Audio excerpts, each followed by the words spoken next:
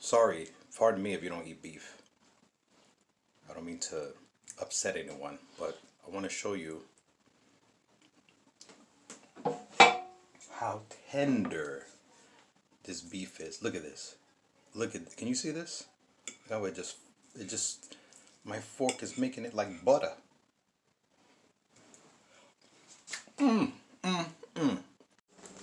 Alright people, so today I'd like to show you how to make, New York City is freezing. It's like, what's the temperature? Hold on. I can't, it's so cold that the penguins at the zoo were like, damn! 11 degrees. It's 11 degrees. The real feel is 2. So, this is in Fahrenheit. So basically, I decided I want to make something warm and delicious. I made a lot of soup lately. Pardon me, I've been uploading toy videos. I'm sorry. I want to show you how I make beef stew. Now what I've done is I combined my mother's Puerto Rican way of making beef stew, carne guisada, together with what I've learned from like the American style of making beef stew. So I'm going to show you kind of like the fusion of it. So yeah. Alright, let's start with the ingredients.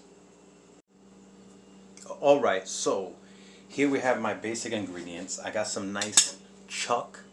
You want to get nice fresh chuck. I just got this from the market.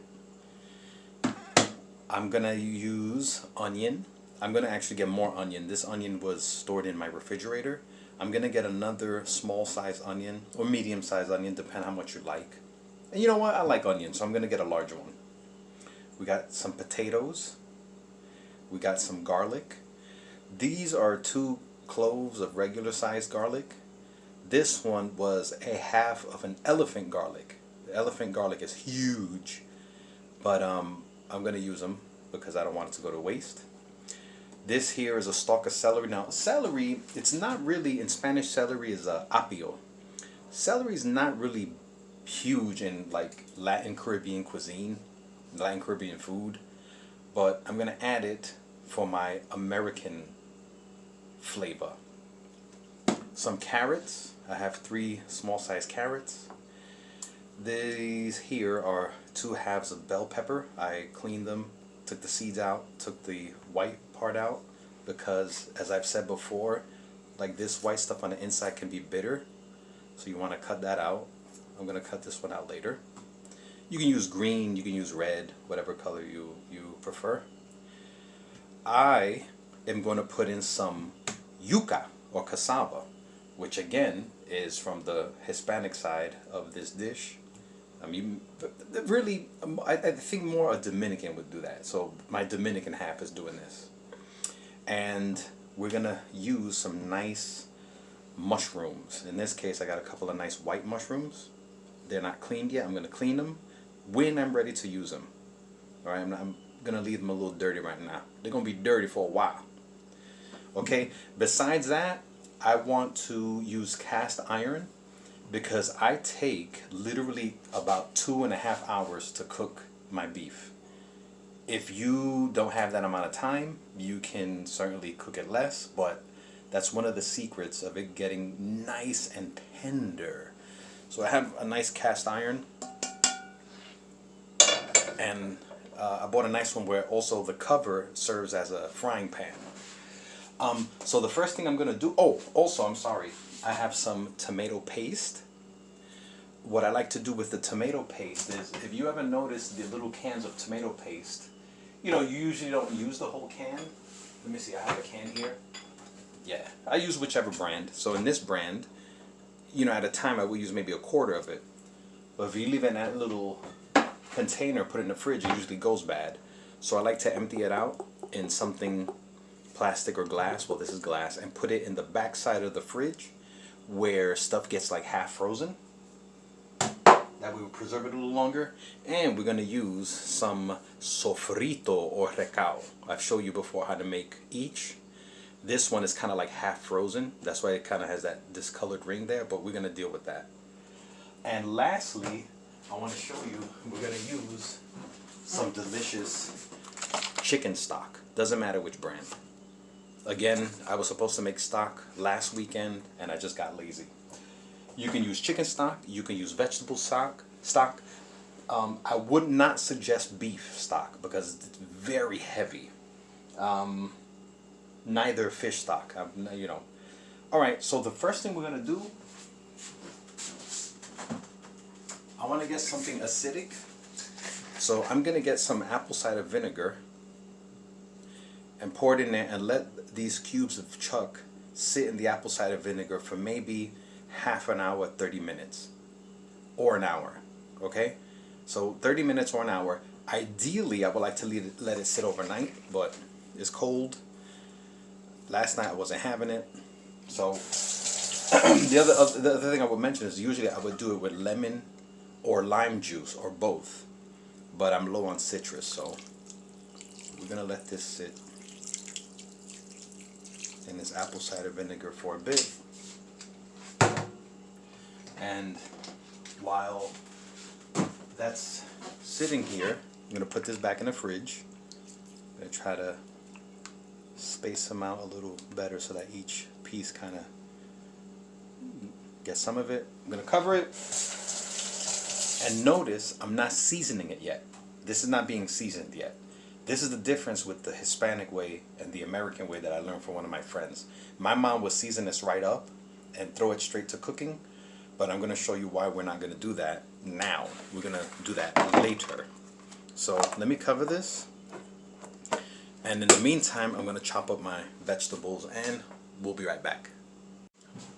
Alright, I apologize. I forgot to show you two things.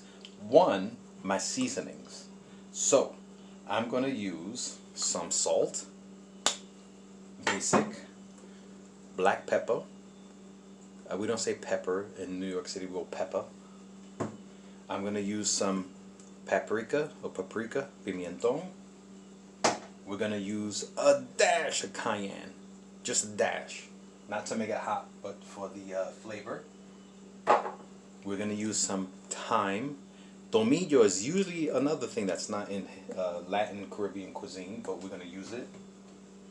I'm going to use a couple of bay leaves, but we're going to put 2 or 3 into the pot and then pull them out. Okay, we're not going to let them simmer in there. We're going to use some culantro molido or coriander, ground coriander, some oregano,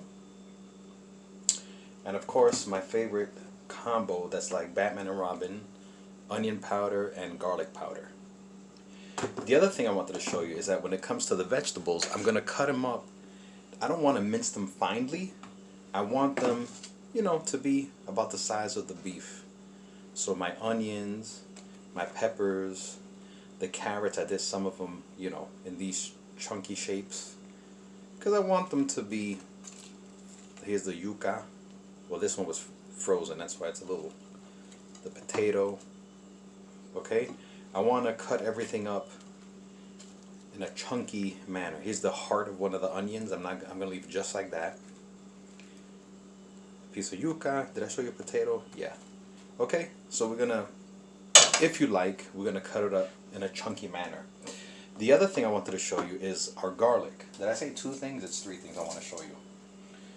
Before I use this cutting board, I'm gonna put this damp rag underneath, or paper towel, so that the board is not shifting around.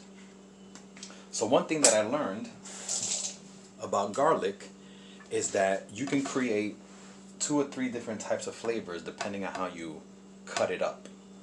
So what I'm going to do is, one of the cloves, I'm going to cut it up so that it slivers. Right? So that's the thing about garlic. If you cut it up into slivers, or you crush it, or you leave it whole, the flavor changes. So the elephant garlic, I cut it up into slivers, and I'm going to put it right in with the vegetables. But the other, I'm going to do this. I'm going to crush it. Make sure I got space.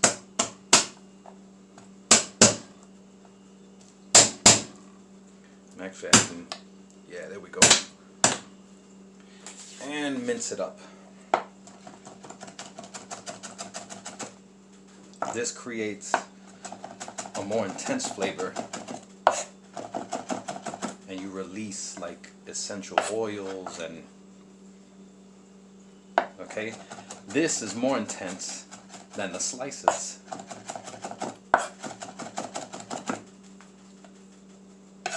Look at that, minced garlic. You don't need to buy that stuff from the bottle. As a matter of fact, that stuff in the bottle, they add stuff to it that you probably don't want. Just get a garlic slice, or garlic clove I should say, and do what I just did. So I'm going to put this also right into the vegetables, and you let it react to the air, and supposedly nice good stuff goes in. And this one, this clove, all I'm going to do is crush it a little bit, and it's going to go right into the pot that way. Alright, that's all I wanted to show you with my seasonings and the way I chop up the vegetables and the garlic. Okay. Alrighty people, so here is my cast iron pan, and this set I got online is pretty good. It's large. The top serves as a cover and as a frying pan. So what we're gonna do is we took our beef out of the fridge, and it was sitting in that nice acid, in this case apple cider vinegar.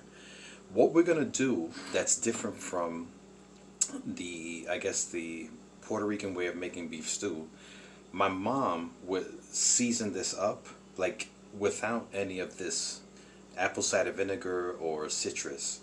She would season the beef up, you know, clean it, season it, and throw it straight into the pot and start cooking it. But what I've learned from my Americano friends, which technically I'm Americano, right? Because we're, whatever. We're gonna sear the pieces of beef before we season it, okay? So I'm gonna get my pan here on high heat. I'm gonna drain this beef a little bit, save that liquid, and we're gonna put some oil into the pan here. Now, what I'm gonna use is some coconut oil. The coconut oil that I was saving turned solid, so I had to melt it a little bit. You can use olive oil. I like also avocado oil, or whatever oil you have, you can use. Put a little more to cover. I gotta re-season these pans. All right. Pardon the noise. I'm gonna get it all around. I'm gonna let this come up to heat, and then we're gonna sear them. Now the reason why we're gonna sear it is that there's natural juices inside of each piece of beef, and we want to lock in those natural juices. Okay, if we throw them into the pan, you know, season them and throw it into the pan and start boiling it, you know, those juices come out, and which is fine too if you want to do it that style. This is just, I'm showing you how I've fused the methods. Alright, so I'm gonna let this come up to heat, and we're gonna come back to it. Alright, so my pan was on high heat for a while. I'm just gonna put chunks of the beef down right on there. And what I don't want to do is I don't want to overcrowd the pan. Wow, this is a big sucker. I'm going to cut him in half. So take your time. We're just going to brown each piece of beef. If you have a lot like I do here, you're going to do them in phases, okay? And just keep them down. Let me get the heat back up. I turned it down. I had it on high to get it nice and hot. Now I'm going to go medium low, or more medium. And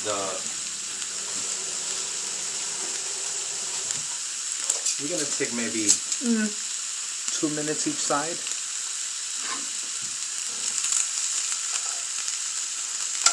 Okay? And again, the idea of this is that you want to sear it. You want to lock in flavor. Put another one here. So you don't want them overcrowding the pan. You want to do bit by bit. This cast iron pot, I put a little oil in it and I'm getting it ready. It's on very low heat so that I melted the coconut oil that I put in there. You can use olive oil, you can use whatever you want. Okay, so I'm going to brown all of these and we'll come back. Oh my God, it smells good. Alright, so I seared the beef. Basically what you want to see is that each side is like browned. Can you see that? Because you're searing in, you're sealing in the juice. That's what you're doing when you sear the beef. And if I did this, if I seasoned this before, put that juice in there.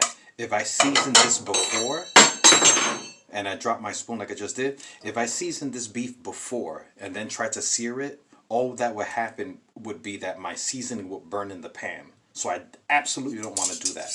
So this is the difference with the way my mom used to make it from Puerto Rico and like the way other people make it. So I seared it first. Now I'm going to add the other good stuff. So first thing I'm going to do is I'm going to bring this up to heat. I'm going to start medium, low. I'm going to put a little more olive oil on the side there just to give it another flavor. And now I'm going to add in my recaito or sofrito, whichever one. 2 spoonfuls. The reason why the green is intense or different than when we first made it freshly is that it was kind of like half frozen in the back of the refrigerator, and it kind of changes the color, but that's fine, that's no problem at all. Alright, so we're gonna kind of stir it up here, mix it up here a little bit. Okay, you know what, I want another spoonful, so let me get a clean spoon and add 1 more dollop of my sofrito recaito. Alright, there we go. Okay. Alright.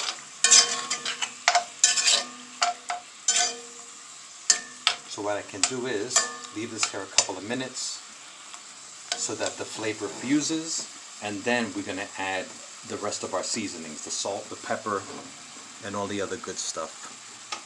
Alright, so we'll come back to it. Alright, so a couple of minutes have passed, 3-4 minutes. Now, what I like to do is go on ahead and put in all my vegetables. There's some people that will, you know, kind of like saute the vegetables before doing this, but I feel like it's unnecessary, in my opinion. I'm going to put all these nice veggies in there. My heat is on. I'm going to try to mix them up a little bit here. Maybe we should get a spoon, right? A spoon would help me here.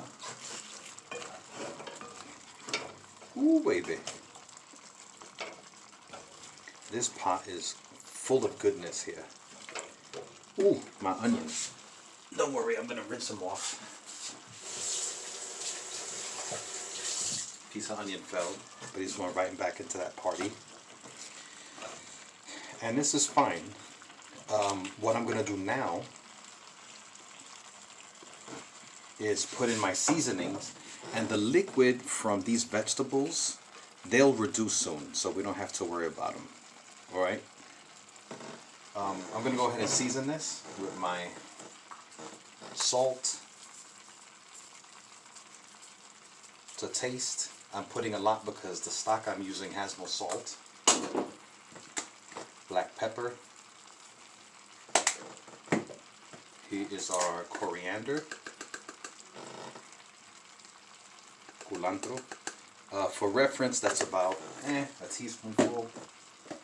Garlic powder. I like garlic powder, so we're going to put about a tablespoonful. Same thing with the onion powder. About a tablespoonful.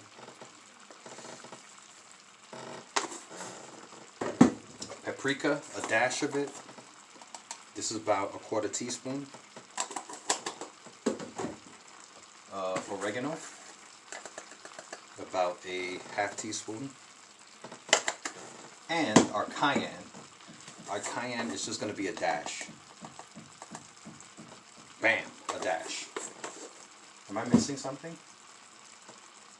No. Alright, well, I'm going to let this reduce a little bit. Cover it, let it reduce, and then we'll get to the next part. Alright, peeps, I won't lie to you. I made a nice, delicious hot chocolate, sat down, and let this go for 10 minutes, and I've kind of forgot about it. Alright. Woo! Oh man, I let some of this juice come out. Well, you can see some of the vegetables have reduced, which is good. This is exactly what I want. And now I can go on to the next step. Actually, what I may want to do is I want to stir this up a little bit. The position of my camera and my stove and everything else, it's awkward. This is fine. Okay, so now what I'm going to do is I'm going to add in my chicken stock. So I let this simmer 10 minutes on low. Now I'm going to add in my chicken stock, or water, or you can use vegetable stock, whatever you like. And I want enough to not necessarily submerge it, but that'd be nice. I don't know if there's enough in here. Okay, that is enough. There is enough in there. So 1 package of our stock. And what I'm gonna do is I may have to re-season this, but we'll get to that. I'm going to turn up the heat because I want it to come up to a boil. Let's see here.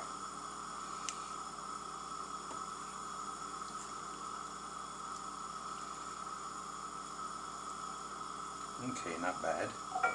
And when it starts boiling, I'm going to work in my 1 tablespoonful of tomato paste and then the bay leaf. As a matter of fact, you know what? Let's go on ahead. Let's put the bay leaves in now. For one this size, let's put in 1, 2. That's fine. That's fine. Alright. The bay leaves, will fish them out later. Their job is just to add flavor into here. And I'm going to wait for it to come up to a boil so that I can add my tomato paste. Alright, so we've come to a boil. I'm going to turn it down because I don't want it jumping out of my pot. Let's go medium. Now I have my tomato paste, and I'm going to kind of try to work the tomato paste in this full pot there. It's not on the spoon no more, but I know it's down there somewhere. So as this boils, I'm going to turn it over, you know, mix it over. Ooh, got some liquid out.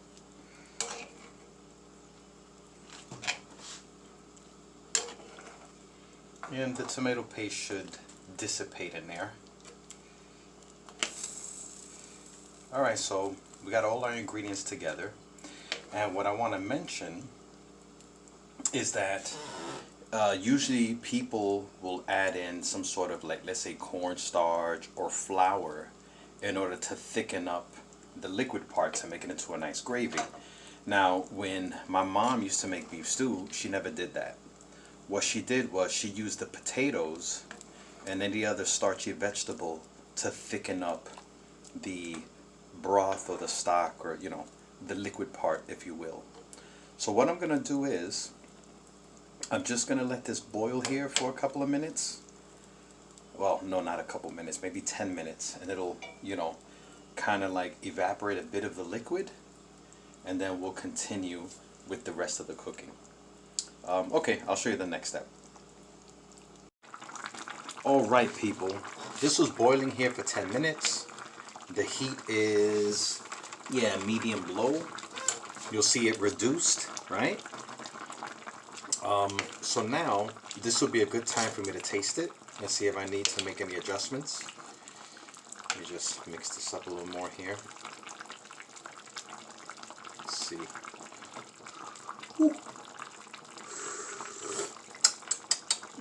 Pretty good. Not bad. Not bad at all. Delicious. So now, this is where patience pays off. And I hope you're not hungry when you started making this. We're going to cover this and let it cook for an hour and a half. First. So I'm going to go on ahead and cover it.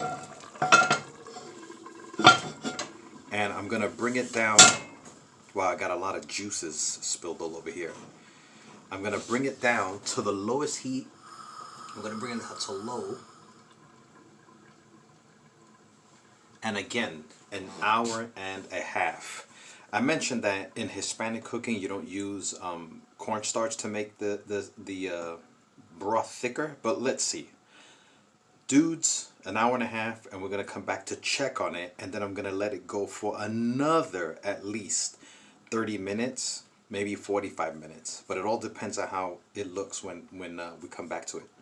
All right. All right, people. It's been an hour and a half. Now I'm going to turn this over. I need another cloth to open this because it is very, very hot. We're going to take a look.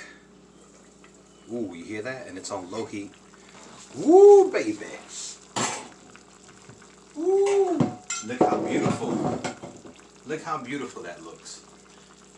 Look how beautiful this looks. Look at how everything's reduced. The broth thickened up. Oh my God, it smells freaking-licious. Okay, so now, the only thing we gotta do now is put in the mushrooms. I left the mushrooms last because they're quite delicate and they're like, you know, you gotta wash them and cut them up right before you put them in. I'm gonna have them, or this bigger one maybe I'll have them because I like the shape of mushrooms. Maybe because I like Super Mario Brothers. Let's go. There's a movie coming out, by the way. Y'all should check it out.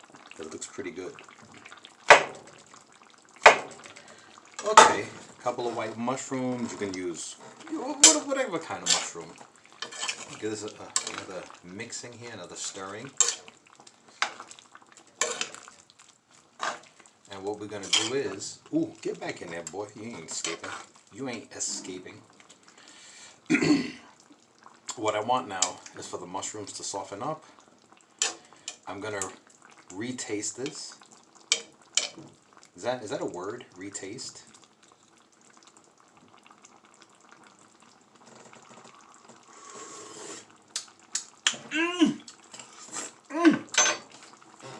Delicious. So I'm gonna, you know what? Maybe I'll put a tiny bit more salt. Maybe a tiny bit more. I like it, but I'm just thinking maybe a tad more salt, especially since I put the mushrooms in there. And I'm thinking maybe garlic powder. It all depends. It's all to your taste. So at this point, what I'm gonna do is I'm gonna cover it and let it go for another 10, 15 minutes. While I do that, I'm gonna go prepare whatever I'm gonna have this with. So you can have a salad, you can have white rice, you can have mashed potatoes, but right now the easiest thing for me is white rice. So we're gonna go with some white rice that I am going to prepare now. All right, 10, 15 minutes more and we'll be eating. All right, I'm gonna serve myself. Got some fresh rice that I just made, which I'm gonna have to do a video on rice, man. A friend of mine, I'll tell you what happened when I create that video. And now we are going to serve my delicious beef stew. Oh man. And like I said, it's very useful if you have a cast iron. If not, you just go on ahead and use, you know, whatever you have. me adjust the camera here a little bit. And I'm just going to put it right on top of this here rice. We get some vegetables on there first. My carrot, or carrot. And more of the gravy. Oh, the bay leaves, you can take them right out because they've done their job. You're just using them to get flavor. Let me get a couple more pieces of carrot because I like when the carrot cooks out. And some of the mushroom. Get some of the mushroom in there. Where'd my mushrooms go? One. There we go. Do I want more carrot? Another mushroom. Yeah, I want more carrot. All right. Let me get a little knife here because I want to show you something. Let's move this all back. You cook it that long, look what happens. Look how tender this is. Look at this. Look how it look at, oh my goodness. Look at this. Look at this. Oh. Oh my goodness.